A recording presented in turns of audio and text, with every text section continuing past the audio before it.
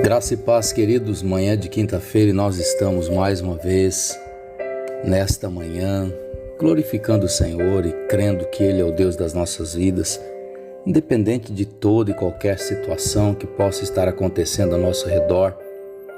Deus continua sendo Deus. Deus não mudou e nem vai mudar pelas circunstâncias. Deus continua sendo o mesmo Deus de ontem, é o Deus de hoje e será eternamente. Nesta manhã eu quero pensar com você a respeito de uma pergunta que Deus faz para Pedro no Evangelho de João, no capítulo 21. Deus questiona Pedro por 3 vezes, parecendo ser insistente naquela pergunta, mas ele questiona Pedro e pergunta: Pedro, tu me amas? E Jesus faz esta pergunta por 3 vezes. 3 vezes. Pedro, tu me amas? Sabe, queridos, é esta pergunta que eu gostaria que você pensasse nela nesta manhã e se colocasse hoje no lugar de Pedro e avaliasse que tipo de amor de fato você tem tido por Deus. Sabe, queridos, eu tenho estado cansado de ver pessoas tratando Deus como se fosse um gênio da lâmpada para que pudesse conceder os seus desejos. Tenho visto uma geração de pessoas que, na verdade, não amam a Cristo como deveriam amar, mas estão, de fato, amando aquilo que Ele pode dar, aquilo que Ele pode fazer. Pedro foi questionado por 3 vezes por Jesus. E vocês sabem que Pedro, ele não pensava para falar, ele não pensava para agir, era um homem impetuoso, um homem que falou um monte de coisa e que disse um monte de coisa, mas que na hora do vamos ver, ele negou Jesus por 3 vezes. Sabe, queridos, e muitas vezes nós falamos que amamos a Deus, nós falamos que amamos a obra do Senhor, nós falamos que amamos aquilo que Deus ama, que são vidas, que são pessoas, mas na hora do vamos ver, na hora que a coisa aperta, na hora da dificuldade, é cada um por si e que Deus seja para mim, não é nem Deus por todos. Que o Senhor me socorra. Neste Evangelho de João, no capítulo 21, Jesus queria que Pedro entendesse algumas verdades a respeito de sua própria vida. A primeira delas é que Pedro se achava mais do que ele era de fato. Pedro precisava ter uma consciência real de si mesmo. Pedro precisava entender que ele estava se achando ser mais do que de fato ele era. Ele se achava que era o tal.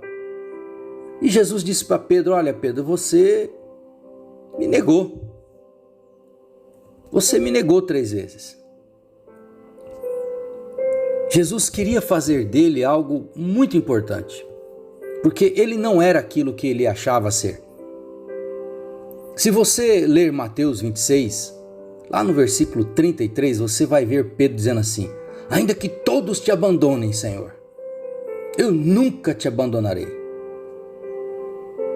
Ele achava que ele era algo além do que de fato ele era. E ele só foi descobrir isso depois que ele passou pelas circunstâncias, depois que ele negou Jesus. Ele entendeu que ele de fato não era aquilo, que aquilo não passava de um discurso vazio. Quantas pessoas, queridos, que você conhece, que falam que ama a Deus, mas que não passa de um discurso vazio. Quantas pessoas até têm uma Bíblia em casa, até vão a uma igreja, mas não tem relacionamento nenhum com Deus. Jesus precisou confrontar Pedro para que ele entendesse que ele não era aquilo que ele achava que ele era. Pedro precisou ser confrontado nas suas fraquezas, nas suas mazelas, para entender que ele era fraco, pecador, um homem que falava mais do que fazia, que falava uma coisa e fazia outra. Ele precisava entender isso. Em outro momento, Pedro demonstra que ele se achava o mais importante dos discípulos e dos apóstolos. Ele fala para Jesus assim: Senhor, mesmo que seja preciso que eu morra contigo, eu nunca te negarei. Eu nunca vou te negar. Os outros podem te negar, os outros podem te deixar. Eu não.